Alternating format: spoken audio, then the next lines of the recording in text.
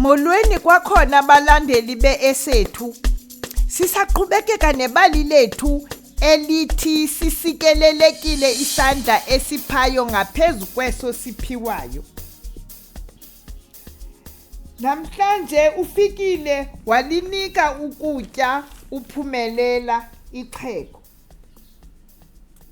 Uye wabalisa intlungu esithi akazi ke ngoku ukuba uya kuphinda alincede njani. uPhumelela ebesebenza erescue kwicala lokuhlamba izitya.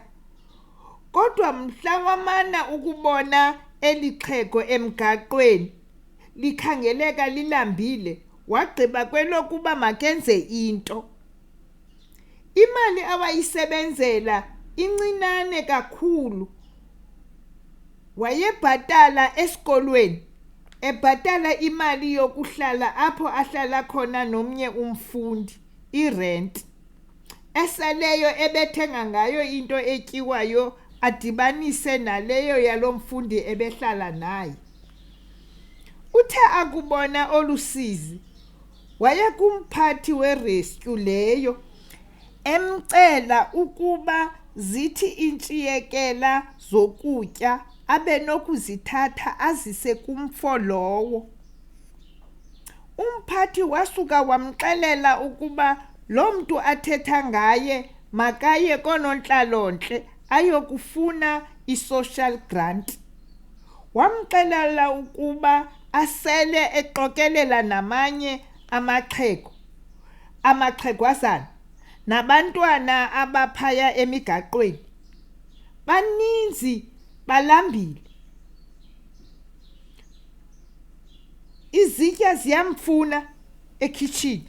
Wagqibezela ngelitshoyo umphathi. Kucaca futhi ukuba naye uyahlekisa. uPhumelela wagqiba kwelokuba akube ukutya. Akubele eli xhego. Hayi mani, mandingathi akube, kuba kukutya okushiyeke ngemini. Ngenye imini akubangakho ukutya okuvuthiweyo. Waya kwi-cold storage apho athathe iveji eluhlaza nenyama.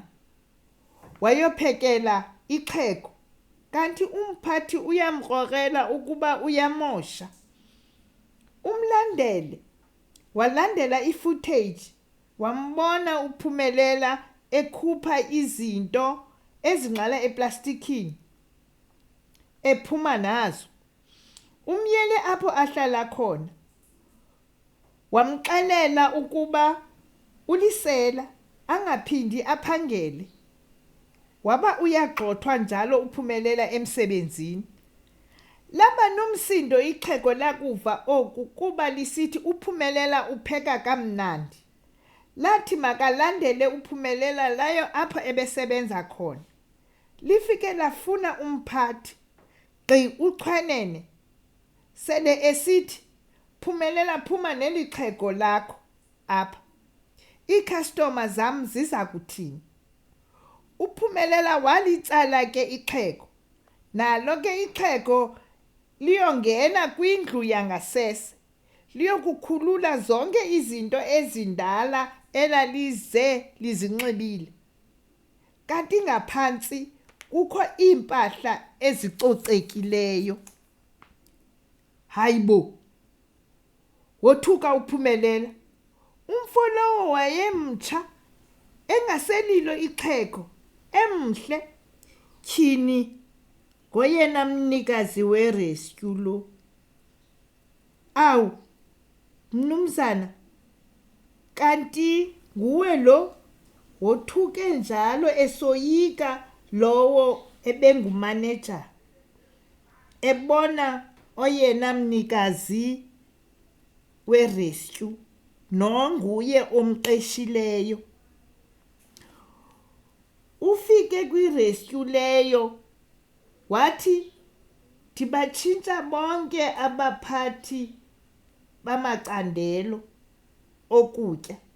Phumelela, wena uza kulawula icandelo lokutya, kuba ke ukutya okuphekwe nguwe kunencasa ngaphezu koko ndidla ngokukuthenga apha. andifuni ukuphinda ndikubone ezityeni. Imali yesikolo yerent ndiza kubhatalela ngokwam. Wabamba ongezantsi uphumelela engazi makabulele athini.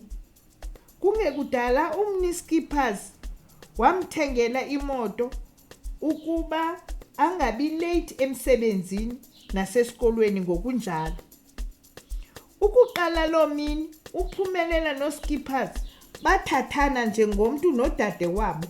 Izinto ezininzi babezixoxa bobabini. Wayethandwa uphumelela ngutata kaSkippers, babembiza uPam. Liyaphela njalo ibali lethu. Ungalixela ukuba imfundiso yalo ithini? Enkosi.